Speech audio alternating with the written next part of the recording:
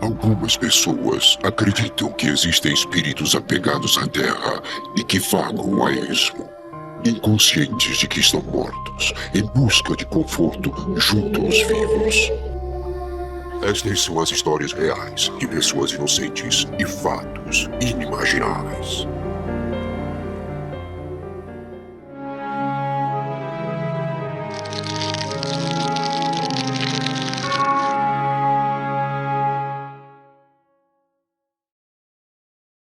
Primeiro caso: brincadeira perigosa. O meu nome é Pamela, e o meu caso, na verdade, aconteceu com a minha tia por parte de mãe. Embora não tenha ocorrido exatamente comigo, eu vivi de perto a situação. Por isso, eu posso atestar todos os eventos que passarei a narrar neste momento. Eu gostaria de começar dizendo que essa minha tia era uma pessoa meio imprudente e inconsequente. Era uma dessas pessoas que não pensam muito antes de tomar atitudes perigosas, sabe? Uma mulher que gostava de brincar com algumas coisas arriscadas, espiritualmente falando. Ela gostava muito de fazer aquele jogo do copo. Sabe aquele jogo que as pessoas usam para falar com os espíritos? Pois é. Você pode até não acreditar que as almas daqueles que se foram consigam conversar com os vivos nessa tal brincadeira. Mas existe alguma coisa ali que conversa sim. Então, a minha tia fazia o jogo do copo do seguinte jeito. Ela pegava um espelho e escrevia o alfabeto todo nele, letra por letra. Também escrevia os números e escrevia um sim e um não, de lados opostos. Para jogar, ela usava um copo de vidro bem leve e pequeno. A minha mãe sempre me advertiu para não brincar com essas coisas. Ela detalhava muito bem a sessão de tortura pela qual eu passaria se desobedecesse ao seu conselho. Por essa razão, entre outras, eu nunca tive vontade de fazer isso. E depois de ler algumas histórias sobre as pessoas que fizeram, eu me sinto aliviada por nunca ter feito essa brincadeira do copo. Bom, o que aconteceu foi o seguinte. O meu tio, marido dessa minha tia louca, era um miserável e irrecuperável alcoólatra, até o dia que faleceu. O caso começa por causa desse vício do meu tio. Ele foi internado uma vez em uma clínica de recuperação bem longe de casa, para, em vão, tentar se livrar desse vício. Minha tia e minhas primas estavam muito ansiosas com esse fato, pois sabiam que ele era uma pessoa bem difícil de se lidar. Assim, minha tia decidiu que ia fazer o jogo do copo, para perguntar se as coisas melhorariam para ele. Ela resolveu fazer isso com as suas 2 filhas. O plano era tentar fazer contato com o meu avô, o pai dela. Mas só que ela acabou contatando a minha avó.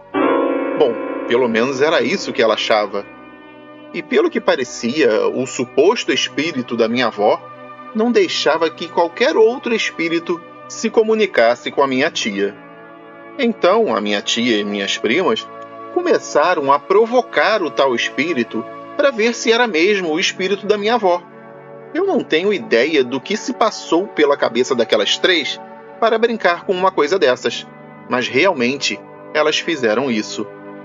Para surpresa delas, o copo levitou no ar, rodando rapidamente, caiu e se espatifou no chão, bem perto de onde elas estavam. Eu não sei como não se machucaram com esse acidente. Só sei que depois disso, coisas muito estranhas e bizarras começaram a acontecer na residência delas. Naquela casa, a cozinha ficava do lado da sala de jantar, e havia um telefone fixo nessa sala. Às vezes, quando a minha tia estava falando com a minha mãe pelo telefone, ela conseguia ouvir os armários da cozinha batendo as portas desesperadamente. O que quer que fosse aquilo, tirava as panelas do armário e usava como se fossem uma bateria de escola de samba. Isso acontecia durante o dia, quando a filha mais nova dela estava na escola e a mais velha trabalhando. Ocorria sempre que ela estava sozinha em casa. Havia uma garagem que era encostada na cozinha, pelo lado de fora da casa. Ou seja, a mesma parede separava os dois ambientes. O portão da garagem estava sempre bem trancado e não tinha jeito de alguém entrar lá, a não ser por esse portão. O que acontecia era que, às vezes, quando alguém estava na cozinha conversando, começava a ouvir batidas nessa parede. A pessoa levantava, ia correndo até a garagem, mas nunca tinha ninguém lá. Às vezes, quando eu estava lá, eu podia ver a sombra de um homem me observando. Uma vez eu pude ver essa sombra entrando na parede, assim que ela percebeu que eu estava olhando para ela. Também era comum escutarmos vozes chamando o meu tio pelo nome, mas quando íamos ver quem era, nunca tinha ninguém no portão. Outras coisas também aconteciam, mas essas são as que mais me marcaram. Infelizmente, o meu tio nunca teve jeito mesmo. Para você ter uma ideia, depois que ele saiu da clínica de recuperação, ele foi comemorar a melhora dele enchendo a cara. Ele nunca deixou de beber, o que custou o trabalho dele e todas as suas economias. Esse vício também já estava destruindo seu casamento, o que o levou a se suicidar mais tarde. A minha tia vendeu a casa depois disso, e eu nunca mais pude ir lá. Então, não tem como saber se as coisas estranhas ainda acontecem ali naquela casa. Bom, essa foi a minha história. Sei que não é grande coisa, mas eu reafirmo, foi tudo verdade. Não deixe de curtir e se inscrever no canal. Comente e compartilhe este vídeo. Seu apoio é muito importante e contamos com ele. Segundo caso, a sessão que não deu certo. Olá, o meu nome é Liliane. Moro no interior do estado de Minas Gerais. E o caso que estou para contar aconteceu muitos anos atrás na residência do meu pai. Naqueles tempos, meu pai havia comprado, reformado e se mudado para uma casa que devia ter pelo menos uns 100 anos de construída. Era um imóvel bom, grande e bem conservado, mas que tinha suas peculiaridades. Nele havia uma escada muito íngreme, estreita e bastante perigosa, principalmente para quem não estava acostumado a subir e descer por ela. Na verdade, haviam muitas outras coisas estranhas naquele local. Porém, o que mais me chamava a atenção era a exagerada quantidade de entradas para o forro da casa, quase que uma em cada cômodo do andar de cima. Aquilo me deixava muito pensativa e curiosa. Bom, já que eu sempre gostei desses assuntos sobrenaturais, até mesmo por diversão, já que eu não acreditava muito nessas coisas, eu decidi fazer uma sessão espírita lá. Eu convidei algumas amigas minhas para o tal evento esotérico. Nós espalhamos algumas velas acesas pelo ambiente e arrumamos as cadeiras da sala em formato de círculo, com um copo no centro e várias letras escritas em pedaços de papel no chão, em volta do copo. Quando estávamos nos arrumando no círculo, sentando e dando as mãos para evocar algum espírito, nós notamos que o cachorro que pertencia ao meu pai estava ficando meio estranho. Ele começou a se encostar em um canto, como se estivesse acuado, e depois deu umas 2 latidas para nós. De repente, saiu correndo da sala onde estávamos. Nós chamamos o cachorro por um momento, mas ele simplesmente não vinha. Depois de um tempo, desistimos de trazê-lo de volta e começamos a sessão. Tudo correu bem e nós nos divertimos bastante até a última parte da sessão. Nós estávamos rindo e falando um monte de besteiras quando o copo começou a se mover cada vez mais rápido. Ele soletrava a palavra morra e então a chama das velas foram crescendo até que ficaram grandes o suficiente para botar fogo em uma das cortinas da sala onde estávamos. Todas nós começamos a correr para apagar as velas e o fogo antes de incendiar a casa toda. Ficamos bem assustadas com tudo o que tinha acontecido. Na manhã seguinte, nós vimos que tinha marcas de queimado nas mesas onde as velas estavam na noite anterior. E a tinta da parede estava toda descascada, no canto onde o cachorro tinha se encolhido quando fugiu da sala, e não no canto onde a cortina tinha pegado fogo. Desde então, coisas estranhas têm acontecido naquela casa. As portas de entrada e saída da residência amanhecem totalmente abertas, mesmo quando elas são trancadas à noite. Sons estranhos de batidas e arranhões são ouvidos durante a noite quase todo dia. E de vez em quando, o cachorro para na entrada da sala onde fizemos a sessão e começa a rosnar para um local específico, mas nunca tem nada de anormal lá. Subitamente, ele dá um grito e sai correndo da sala. Só sei que a casa nunca mais foi a mesma depois daquele dia. Eu acho que soltamos alguma coisa que estava presa. E agora, essa coisa fica circulando pela nossa casa, assombrando e incomodando a gente.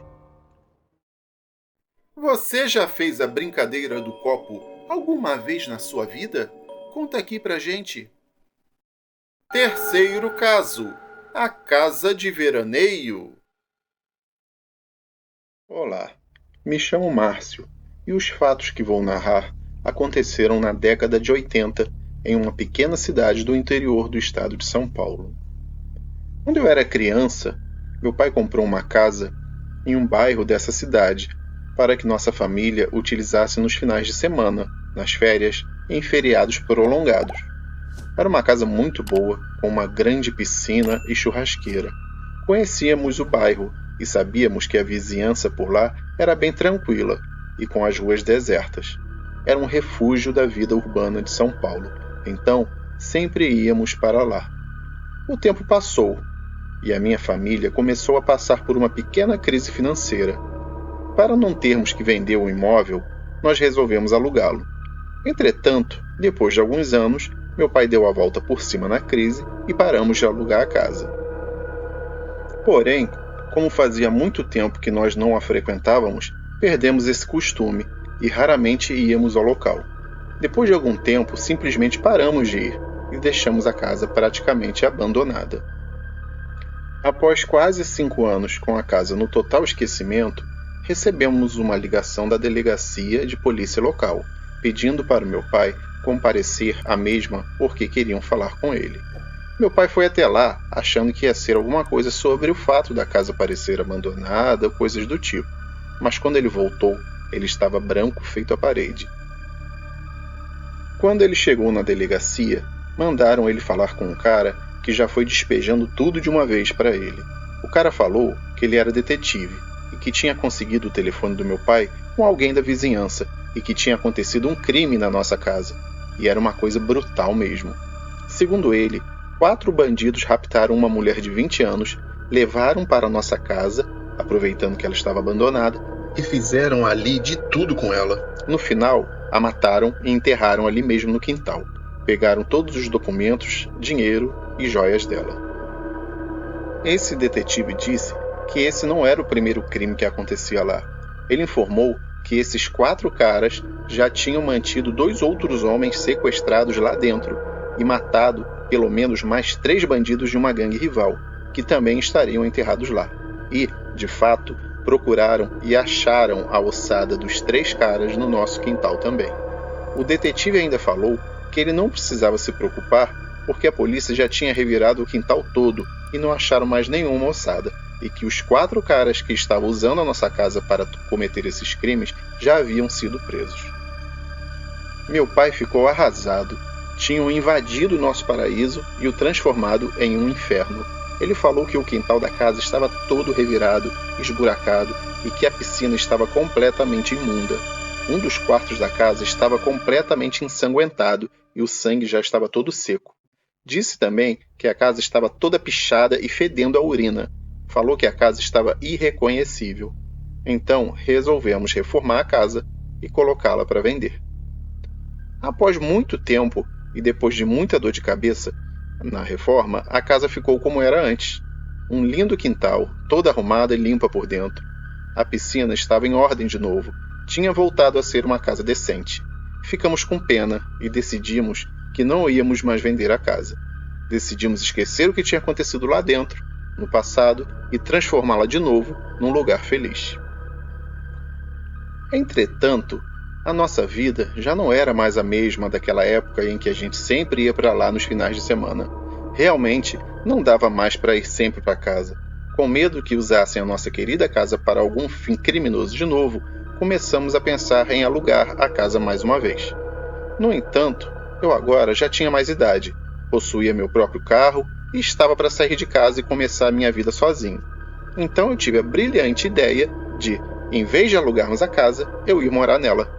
O restante da família poderia ir lá sempre que quisesse, e a casa não ficaria abandonada novamente.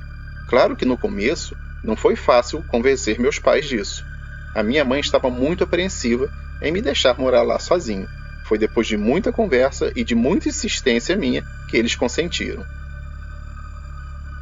Então, lá fui eu feliz da vida para minha nova casa, morar sozinho e ser independente. Óbvio que eu pensava em levar os amigos da faculdade para lá e fazer festa o tempo todo. Achava que ia ser a maior farra, mas foi exatamente o contrário. Com o tempo, eu acabei acostumando com a viagem diária da casa para a faculdade e de lá para casa, mas nem todos os meus amigos estavam dispostos a fazer esse trajeto. A casa era bem grande, tinha 5 quartos, todos suítes, 3 salas, uma cozinha grande, uma enorme área de serviço. Eu acabei me sentindo muito sozinho e deprimido naquela casa imensa. Depois de algum tempo, assim que meus pais me deixaram chamar alguns amigos da faculdade, eles foram morar comigo. Rapidamente, consegui convencer 2 amigos e uma amiga a irem morar lá comigo. A vida depois disso começou a virar uma festa lá dentro. A gente se dava super bem, respeitávamos uns aos outros e nos tratávamos como irmãos. Com o tempo, vieram as festas, pois agora sim tínhamos carros suficientes para levar e trazer quem quisesse ir. Numa dessas festas, um grupo de amigos se juntou na sala de TV e começou a contar histórias de terror. Era uma história mais fraquinha que a outra e não estava assustando ninguém, até que eu resolvi abrir a minha boca. Eu contei a história dos caras que tinham sequestrado a mulher e depois de fazê-la passar pelo inferno, a mataram num dos quartos lá em cima. Todos ficaram quietos porque realmente era algo pesado e real, bem diferente do que estavam contando. Depois de algum tempo de silêncio, alguém me perguntou se aquilo era realmente verdade, porque se fosse mentira, era uma piada de muito mau gosto.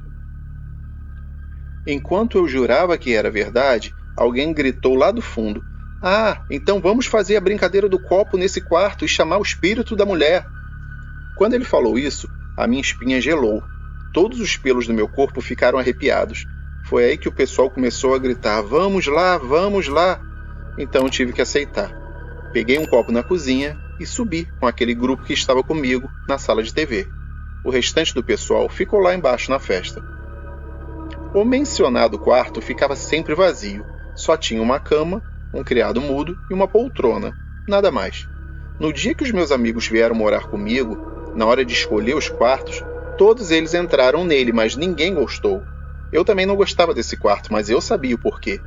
Era justamente onde a mulher tinha sido assassinada. Meus amigos que moravam comigo só souberam disso nesta noite. Nós não gostávamos de entrar lá, nem de passar em frente a ele. Dava uma sensação angustiante. Mesmo assim, entramos no quarto. Empurramos a cama para perto da parede e puxamos o criado mudo para o meio do mesmo, colocando o copo em cima dele bem centralizado. Distribuímos ao redor vários pedaços de papel, cada um com uma letra do alfabeto. Ainda acrescentamos 2 pedaços maiores escritos sim e não. Além disso, acendemos 4 velas e deixamos para 4 pessoas segurarem em volta da gente, e apagamos as luzes. O rapaz que estava comandando a sessão falou que era bom que só 3 pessoas colocassem o dedo em cima do copo, para não dar muita interferência. Então, ele mesmo, uma das meninas presentes e eu colocamos o copo na mesa e colocamos o dedo em cima e fechamos os nossos olhos. Outras 2 pessoas que estavam lá ficaram de ler aquilo que o espírito responderia. Com os nossos olhos fechados, começamos a chamar pelo espírito da mulher morta. Algum tempo se passou e nada acontecia, até que de repente o copo começou a se mexer, mas só foi um pouquinho para o lado. Eu achei que tinha sido brincadeira dos outros dois que estavam com o dedo no copo. Então eu falei: quem mexeu o copo? O outro cara, que também estava com o dedo no copo, fez um pedido de silêncio. Ficou com a cara bem fechada. Ele realmente estava levando aquilo ali a sério. Então, eu fechei os olhos de novo e continuei cooperando. Ele perguntou se ali havia algum espírito presente, e o copo se mexeu bem devagar. Um dos dois que estava lendo o que o espírito dizia falou. O copo foi para o sim. O cara que estava fazendo as perguntas perguntou qual era o nome do espírito.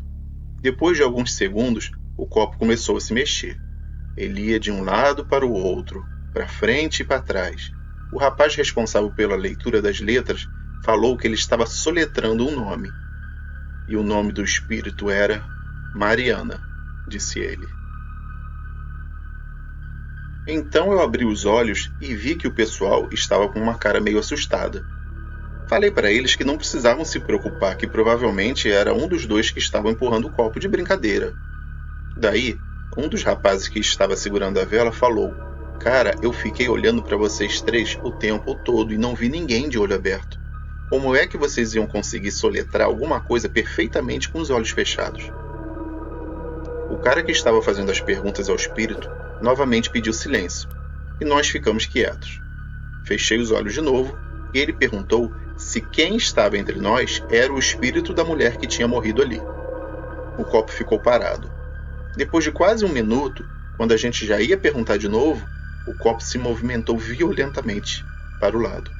Disseram: parou no sim de novo. A garota que estava com o dedo no copo perguntou o que tinha acontecido com ela naquele quarto. Imediatamente o copo começou a se mexer. O cara que estava lendo falou que o copo não estava indo para nenhum lugar específico, ele só ficava se movimentando, fazendo um formato parecido com o número 8. O copo ficou fazendo isso por um bom tempo. O rapaz que estava conduzindo a sessão falou que a pergunta era muito complicada para o espírito responder.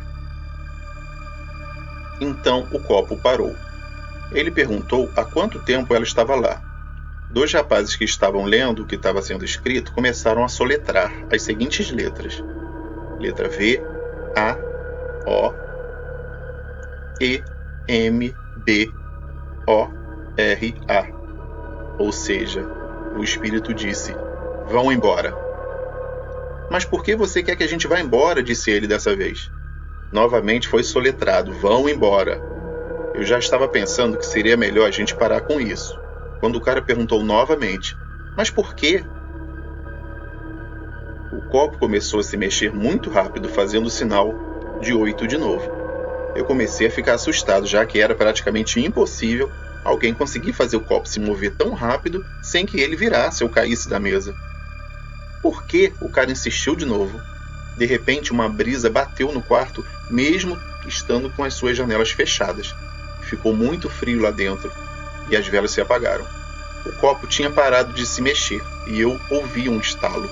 Um dos rapazes que estava segurando a vela acionou o interruptor para acender a luz. Assim que acendeu a luz, eu vi algo que fez com que eu me arrependesse muito de ter levado aquilo tudo adiante. O copo de vidro estava todo trincado e as letras tinham se espalhado e caído de cima do criado mudo, com exceção de 5 letras, a letra E, M, O, R e T. Logo que eu bati os olhos, vi que aquelas letras formavam algo familiar. A menina que estava com o dedo no copo simplesmente colocou o dedo em cima da letra E e o colocou depois da letra T, formando a palavra morte. E assim que ela tirou o dedo de cima do pedaço de papel, ficou uma mancha vermelha nele. O dedo dela estava sangrando, com um pequeno corte, mais profundo. Provavelmente ela se cortou assim que o copo trincou, mesmo ele não tendo soltado lasca nenhuma. Percebemos que tinha sido nele, porque ele também estava com um pouco de sangue dela. O cara que tinha acendido a luz começou a falar que aquilo já era brincadeira de mau gosto, que era desrespeito com a garota que tinha morrido lá. Entretanto, Aquilo realmente não era brincadeira. Tudo tinha acontecido de verdade. Quando ele abriu a porta, bem irritado, querendo sair, todo o restante do pessoal da festa estava do lado de fora do quarto, e eles estavam muito assustados. Eles falaram que começaram a ouvir uma garota berrando histericamente, alguém gritando muito, pedindo ajuda, e que parecia que o som vinha do quarto onde a gente estava. Todo mundo subiu correndo, pois parecia que estavam matando alguém lá em cima. Quando subiram, viram que os gritos realmente vinham de dentro do quarto onde estávamos. Eles tentaram abrir a porta, mas a porta parecia trancada. Só que nós não tínhamos trancado a porta. Eles falaram que bateram na porta e até tentaram arrombá-la, mas a porta não cedia nem um pouco. A cada segundo que se passava, a gritaria ia ficando mais desesperada e histérica. O interessante é que a gente não ouviu nenhum grito lá dentro. Só que de repente, tudo parou e a porta abriu. A gente jurou que a porta estava aberta, mas ninguém acreditou. Eles também acharam que era uma brincadeira de muito mau gosto e desceram furiosos, pois aquilo não era uma diversão sadia. De certa forma, a festa continuou, e depois de um tempo, todo mundo foi embora. Um dos rapazes que morava comigo e eu tivemos que levar a maioria para casa. Quando voltamos, a menina e o outro rapaz que morava com a gente perguntaram o que realmente tinha acontecido. Então, nós contamos a história, mas eles não acreditaram muito. Quando a gente perguntou o que eles tinham ouvido, eles falaram que só ouviram gritos de uma mulher falando: "Para! Pelo amor de Deus, para! Alguém me ajuda!" Coisas desse tipo. Só então eu contei a história da mulher que tinha sido morta lá dentro da casa. Eles ficaram furiosos por eu nunca ter contado essa história antes. Depois de alguns instantes, deixamos tudo de lado, esfriamos a cabeça e fomos dormir. No dia seguinte, levantamos cedo para arrumar toda aquela bagunça da casa. Quando estávamos quase terminando, eu falei que ainda faltava o quarto do meio lá de cima, e que eu não queria ir lá sozinho. O cara que estava comigo na noite anterior disse que ia me ajudar. Chegamos lá e o quarto estava exatamente do jeito que nós deixamos, com os 5 pedaços de papel em cima do criado mudo, o copo trincado no meio dele e as velas ao lado do copo, com os restos de papéis espalhados pelo quarto. A gente pegou tudo correndo, colocou num saco de lixo e jogou fora. Depois daquele dia, coisas estranhas começaram a acontecer dentro da casa. Ouvíamos sussurros pelos cantos, portas batendo com violência mesmo sem ter nenhuma corrente de ar dentro de casa, luzes que acendiam e apagavam, e às vezes uns gritos que vinham do andar de cima que rasgavam a alma da gente. Eram coisas que davam medo desgraçado. Um dia, nós 4 chegamos da faculdade juntos, no mesmo carro. Quando saímos do carro, eu olhei para casa e vi uma sombra na janela. Eu fiquei apavorado. Mas quando os outros olharam, não tinha mais nada no local. Eu fiz todo mundo revirar a casa toda, mas não achamos ninguém lá dentro. Algum tempo depois, nossos nervos já estavam à flor da pele. Qualquer barulho a gente já pulava assustado. Não demorou muito para que meus amigos começassem a ir embora. Primeiro foi um dos rapazes. Ele deixou o aluguel pago de 2 meses, mas falou que não ficava mais lá, e que não aguentava mais acordar no meio da noite com a impressão de que tinha alguém no quarto dele. Várias vezes a gente encontrou ele dormindo no sofá na sala de manhã. Depois de 1 mês, foi a vez da garota ir embora. O quarto dela ficava ao lado do quarto onde a mulher tinha sido assassinada. Ela falou que à noite escutava batidas na parede, vindas desse quarto, e que quando tudo estava bem quieto, ela podia ouvir um choro baixinho perto dessa parede. Alguns dias antes de ir embora, ela já não dormia direito. Estava com umas olheiras grandes e andava de muito mau humor. Na mesma noite em que ela foi embora, ela falou que estava finalmente quase conseguindo dormir, o que já estava sendo muito difícil para ela nos últimos dias. E que quando ela estava para pegar no sono, ela ouviu uma voz feminina gritando com toda a força no ouvido dela: "Sai daqui! Vai embora! Me deixe em paz!" Ela levantou da cama com um pulo, acendeu a luz e viu que não tinha mais ninguém dentro do quarto com ela. Então ela saiu do quarto chorando e falando que não queria mais ficar ali, que não aguentava mais aquilo tudo e que ia embora. A gente conseguiu acalmá-la, mas ela simplesmente catou algumas coisas dela, foi pro seu carro e foi embora. Ela voltou no final de semana para pegar o resto das coisas e nunca mais pisou naquela casa de novo. Depois de uma semana, foi a vez do outro cara ir embora. Eu até hoje não sei realmente o que aconteceu com ele. Ele sempre mencionava que o quarto dele ficava frio de repente, do nada. Mas não só o quarto todo, só alguns lugares. O que me fez pensar que tinha alguma corrente de ar lá dentro. Mas um dia, ele estava tomando banho e depois de uns 5 minutos, saiu lá de dentro gritando, esbravejando, peladão mesmo. Eu fui ver o que era e ele falou que não era nada. Ele me fez ir até o banheiro com ele para desligar a água. Depois botou uma roupa e começou a falar para a gente ir embora daquela casa. Eu o convenci a ficar por mais um tempo, até a gente resolver o que ia fazer. Além do que, já estava muito tarde naquele momento. Ele aceitou, disse que ficaria, mas que então dormiria no mesmo quarto que eu. Eu deixei, pois eu também não estava afim de passar a noite sozinho. Então ele colocou o colchão dele ao lado da minha cama e nós fomos dormir. De manhã bem cedo, eu acordei e ele não estava mais lá. Olhei para o lado e vi que o colchão dele estava todo rasgado e ele não estava em nenhum canto do quarto. Eu fiquei preocupado e comecei a chamar por ele. Procurei pela casa toda e nenhum sinal dele. Depois de um tempo, eu o encontrei dormindo dentro do meu guarda-roupa, com uma faca de cozinha na mão. Quando ele acordou, me contou que despertou de madrugada já com a faca na mão e que tinha alguém segurando a perna dele. Ele perguntou se era eu e, como resposta, ele só ouviu um grito desumano. Então, a mão na perna dele começou a apertar bastante até machucar. E aí ele começou a esfaquear o colchão e correu para o guarda-roupa e se trancou lá dentro até dormir. Ele não sabe como que eu não acordei com aquele grito, pois foi um grito bem estridente e alto. Ele pegou as coisas dele e se mandou. Assim, eu acabei ficando sozinho por mais um tempo naquela casa.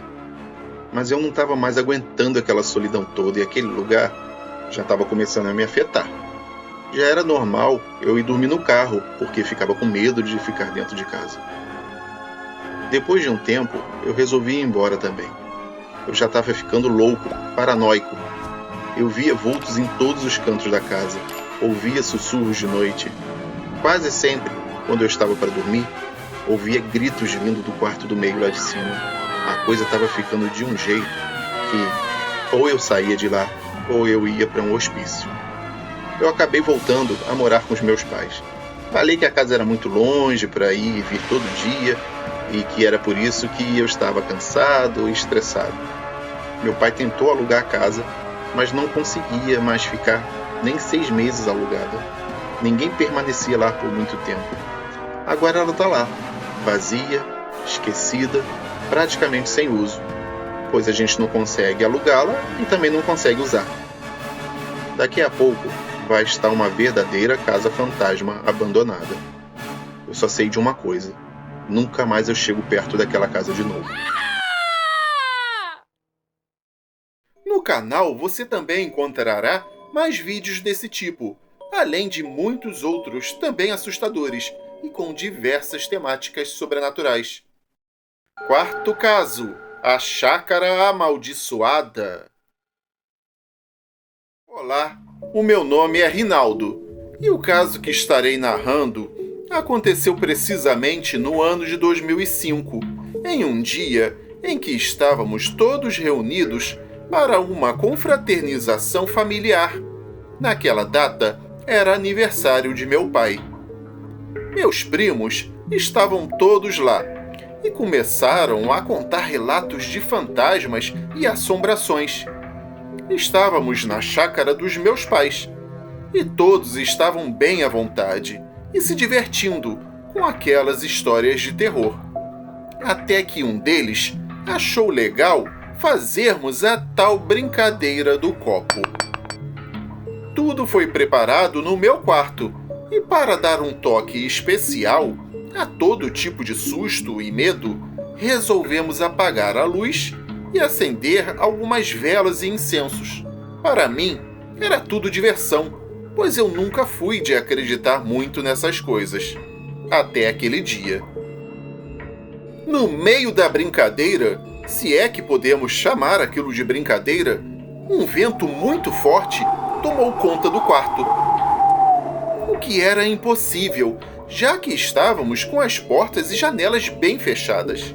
Minha prima começou a chorar freneticamente e ninguém conseguia acalmá-la. Mas a coisa ainda iria piorar.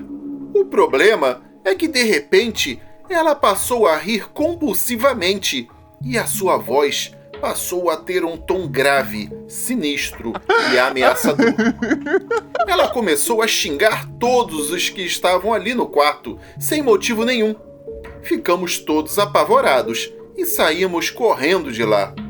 Quando nossos pais nos encontraram, falamos o que tinha acontecido e apressadamente eles foram para o quarto, já que a minha prima ainda não havia saído do cômodo. Eles a encontraram no chão, desmaiada, e a reanimaram. Perguntaram o que havia acontecido com ela, mas ela só respondeu que tudo o que lembrava era uma forte ventania e que uma sombra, no formato de uma pessoa, havia entrado em seu corpo. Depois disso, ela ficou reclamando de uma dor insuportável que sentia em todo o seu corpo e foi levada para o hospital municipal. Lá, o médico que a atendeu disse que ela estava com cãibras e dor generalizada e que não entendia o porquê daquilo. Isso foi apenas o princípio de todo o inferno em que se transformou aquela chácara. Meu pai tentou se livrar daquele lugar, mas não conseguia vendê-lo. Nós ficamos alguns anos sem aparecer por lá, mas depois de um tempo resolvemos tentar frequentá-la de novo. Numa dessas ocasiões, já no ano de 2011, fomos para a nossa chácara, minha namorada e eu, além de um casal de amigos nossos, o Jorge e a Roberta. Chegamos na sexta-feira por volta das 23 horas. Estávamos tão cansados que nem tiramos as malas do carro. Lembro apenas que tomei uma ducha e fui me deitar. Comecei a ouvir um choro de mulher vindo do quarto onde estavam os meus amigos. Fiquei preocupado, achando que o casal havia brigado, e mesmo sem querer me meter, fui até a porta do quarto, bati e perguntei se estava tudo bem com eles. Esperei alguns instantes e o meu amigo abriu a porta com os olhos arregalados e completamente pálido. Muito sério, ele me disse: "Cara, essa casa é assombrada. Tinha uma mulher sentada na cama, chorando, e de repente ela sumiu." Eu entrei correndo no quarto dele para ver se ainda conseguia ver alguma coisa e deixei a minha namorada sozinha no outro quarto. Assim que eu estava lá dentro, foi a vez da minha namorada me deixar apavorado com um grito ensurdecedor. Eu voltei correndo e a vi enterrada debaixo dos lençóis da cama, chorando muito e totalmente assustada. Ela tinha sentido a mão de alguém apertando a sua perna. Resolvemos todos dormir no mesmo quarto, porque as meninas estavam muito abaladas. Eu também, é claro, devido ao que eu sabia que havia ocorrido com a minha prima alguns anos antes. Mas no restante da noite, correu tudo bem. Na segunda noite, conversei com o Jorge e disse que era melhor voltarmos a dormir em quartos separados, pois era importante que todos nós tivéssemos a nossa privacidade novamente. Ficamos acordados até umas 4 horas da manhã, conversando e jogando cartas, até que o sono bateu e todos resolveram dormir. Quando eu ainda estava no corredor, indo para o meu quarto, passei a ouvir o choro da noite anterior e já fiquei completamente arrepiado. Assim que entrei no cômodo, pude ver aquela mulher toda rasgada, com a sua face desfigurada, sentada na beira da minha cama. Ela tinha uma aparência cadavérica terrível, e eu não quis nem saber de mais nada. Tratei desesperadamente de juntar as minhas coisas para ir embora, e quando narrei o fato ao restante do pessoal, eles nem perderam tempo, também arrumaram seus pertences e fomos todos embora daquele local sombrio. Agora vou falar sobre o terceiro e último acontecimento macabro naquela casa. Esse realmente é o último, porque depois do que me aconteceu dessa vez, eu jurei nunca mais colocar os pés ali de novo. Fomos em 8 pessoas, minha namorada e eu, meu irmão e sua namorada, meu pai e minha mãe, e mais um casal de amigos nossos, o Hugo e a Juliana. Todos nós sabíamos do que ocorria naquela casa, e apesar de sempre ficarmos assustados, fomos assim mesmo, pois nós estávamos indo para lá para fazermos uma pequena reforma, já que o meu pai insistia em vender a chácara. Logo que chegamos, não notamos nada diferente, e o dia correu normalmente. Mas com o cair da noite, tudo mudaria.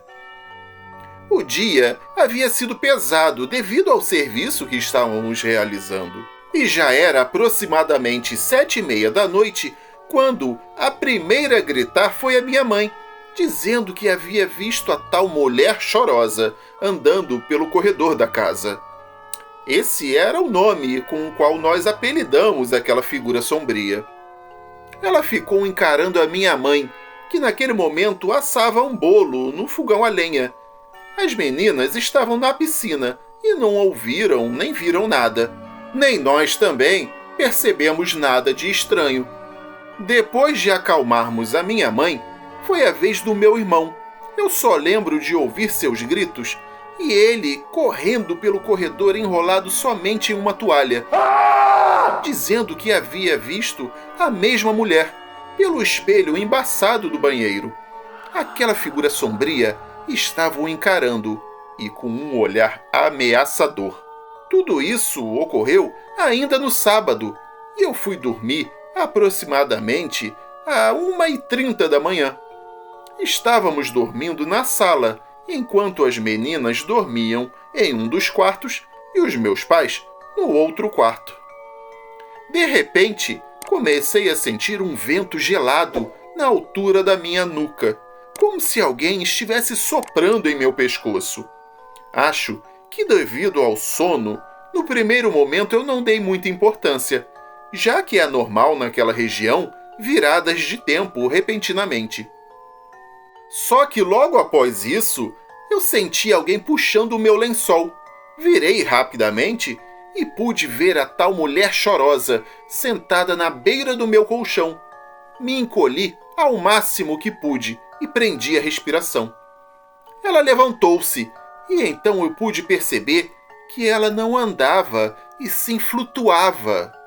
Flutuando, ela foi até onde eu estava ali encolhido.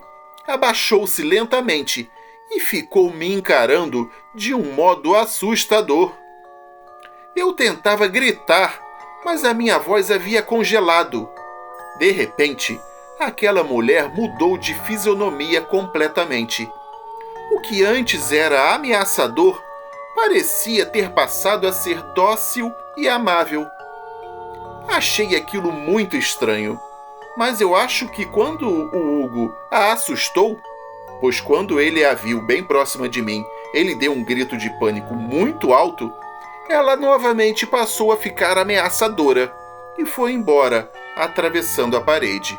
Eu não consegui dormir o resto daquela noite. No domingo, eu estava com muito sono e, para minha sorte, o tempo estava horrível. Chovia muito e forte o tempo todo. Então aproveitei a tarde para dormir. Deitei na cama de casal dos meus pais e rapidamente peguei no sono. Poucos momentos depois, senti alguém acariciando meus cabelos. Abri os olhos e era minha namorada, que havia se deitado na mesma cama. Eu só voltei a dormir tranquilamente. Passado mais alguns instantes, eu senti novamente os meus cabelos sendo acariciados. Mas dessa vez era diferente. Eu sentia-me estranho. Era um carinho que eu nunca havia sentido antes. Percorria toda a minha cabeça até tocar a ponta da minha orelha.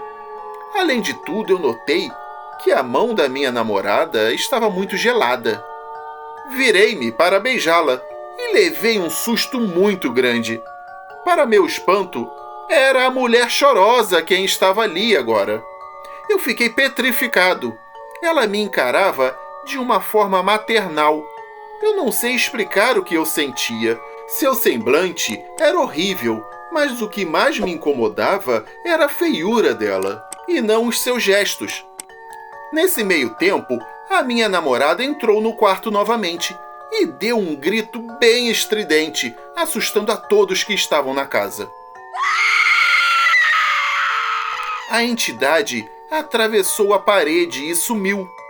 Eu nunca entendi o porquê daquele fantasma gostar tanto de mim. Não faço nem questão de saber o porquê. E pela graça de Deus, meu pai finalmente conseguiu vender aquela casa assombrada, comprando com o dinheiro um apartamento no litoral. E até o momento não apareceu nenhum fantasma lá na praia. Ainda bem, né? O pior de tudo é ficar ouvindo a gozação dos meus amigos dizendo que eu fui paquerado por uma fantasma. Toda semana temos vários casos novos e apavorantes para você conferir. Quinto caso: a velha no cemitério. Meu nome é Márcio, e isso aconteceu comigo em uma noite de outubro, há muitos anos.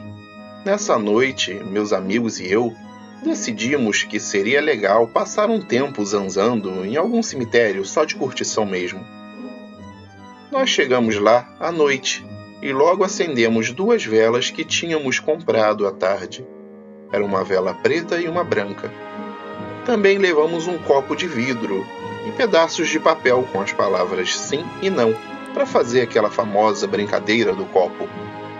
Começamos a brincadeira e perguntamos se tínhamos permissão para ver alguma alma penada do cemitério. E o copo rapidamente foi para o sim. Nós achamos que era algum de nós que estava ali brincando, mas de repente começou a se formar uma névoa à nossa volta. E dentro dela, um vulto negro começou a tomar a forma de uma mulher, já bem idosa. Nós ficamos muito assustados com aquilo. 2 meninas que estavam no nosso grupo foram embora correndo na mesma hora, mas nós 3 que restamos resolvemos ficar mais um pouco. A velha começou a caminhar em direção à parte mais escura do cemitério e sumiu nas sombras. De repente, o copo que nós estávamos usando na brincadeira voou como se uma mão invisível tivesse dado um tapa nele e acabou caindo e quebrando em cima de um túmulo. Nós fomos olhar a sepultura e tinha uma foto de uma senhora muito semelhante à aparição que nós tínhamos visto.